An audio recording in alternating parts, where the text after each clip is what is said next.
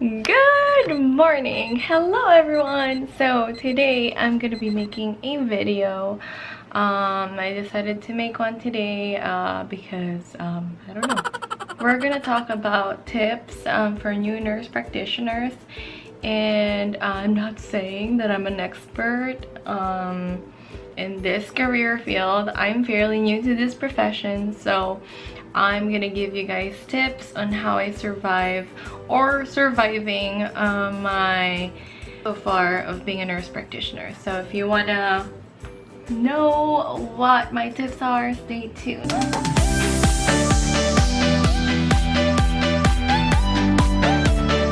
Venturing into a new profession is very hard. I'm pretty sure you guys know the struggle of getting into a new job, and especially if it's something that you are taking care of someone else's health.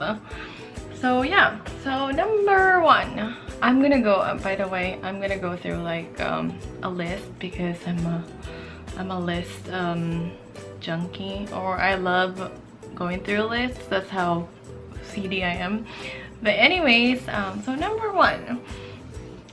one is go to work early. And I'm not saying be the first one all the time to be at work, but definitely try to go to at least 20 to 30 minutes earlier. I do that most of the time so I can take a look at my schedule. Well, for our charting system, we actually have like a list of patients, the time when we have to see them, and the reasons why they're coming into the clinic. So for me, it helps a lot when I go in there and I take a look at what they're there for, and I kind of browse what those conditions are, and it really helps a lot. Number two.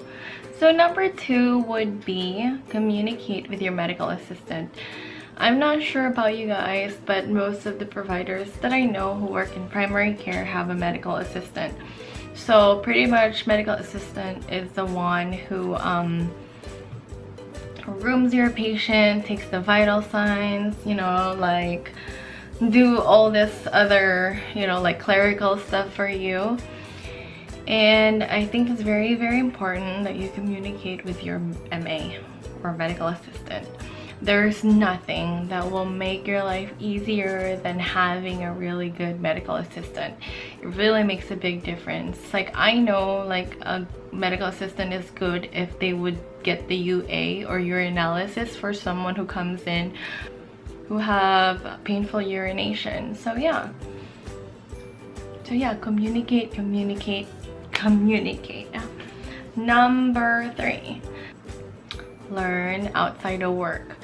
So I try to incorporate learning things outside of work.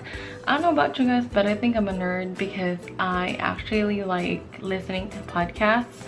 So whenever I go to the gym, I actually listen to podcasts. If you want me to recommend you a good podcast for internal medicine, it would be CURBSIDERS. They're pretty good. You can read books outside of work.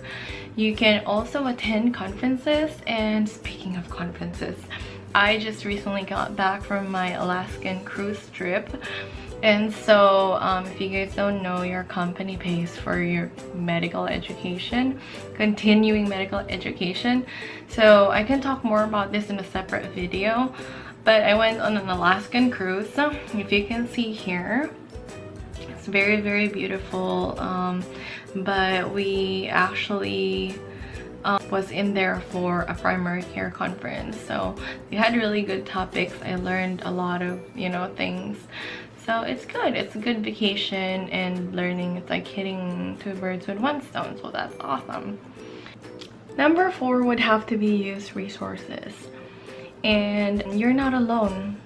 Although a lot of times you're gonna be doing things on your own, just know that there's a lot of resources out there that you can use. One of them is UpToDate. It's a really good resource.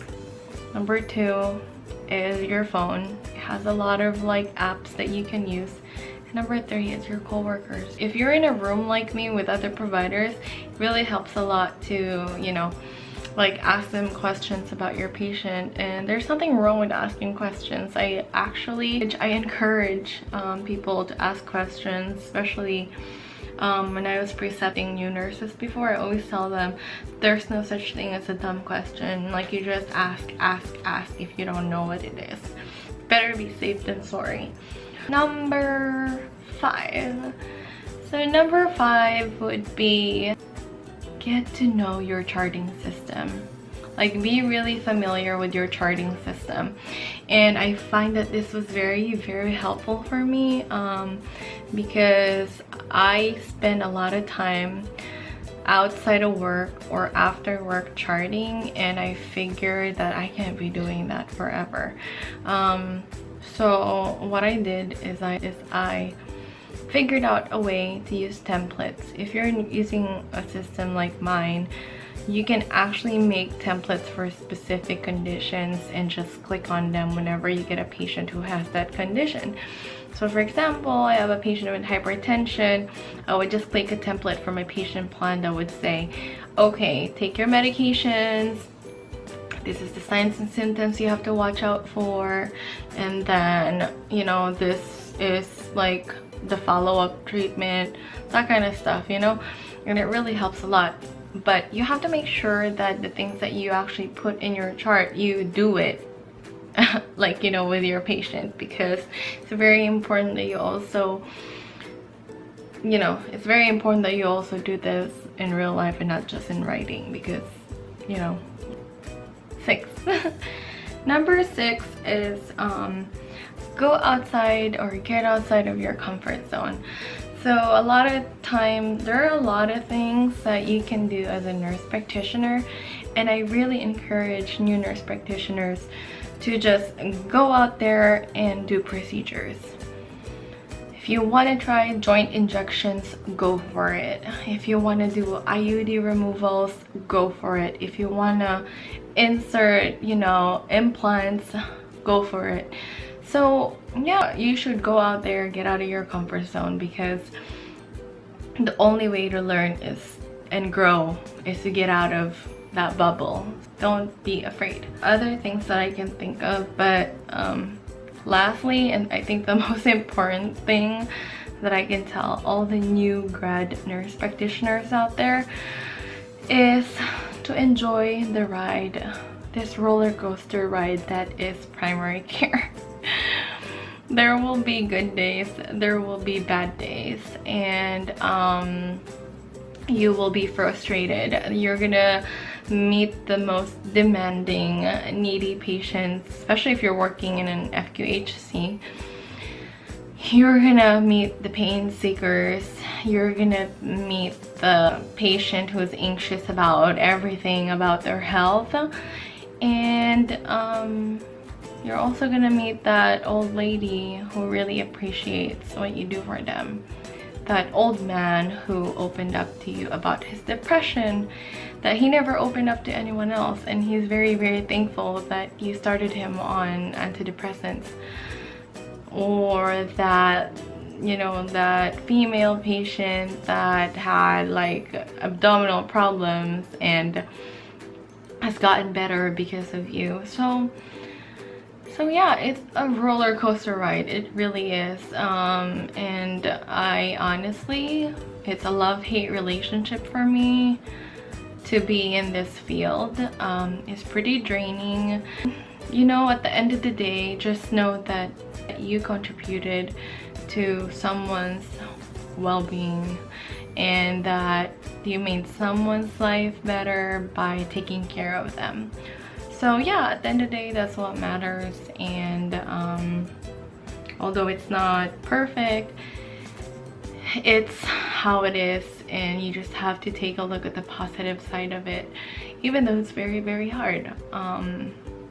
Also remember to take breaks for yourself, and remember to enjoy a lot of things outside of work, because you're going to be doing this for the rest of your life. And so those are my tips. I know that I'll probably come up with more things later on, but anyways, thank you guys for watching. Thank you to all the new subscribers.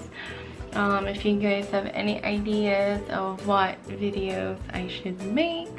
I want it to be more nursing related, lifestyle related, or gaming related, but right now I'm kind of focusing on nursing. So yeah, I'll see you guys next video, and I hope you guys have a good day.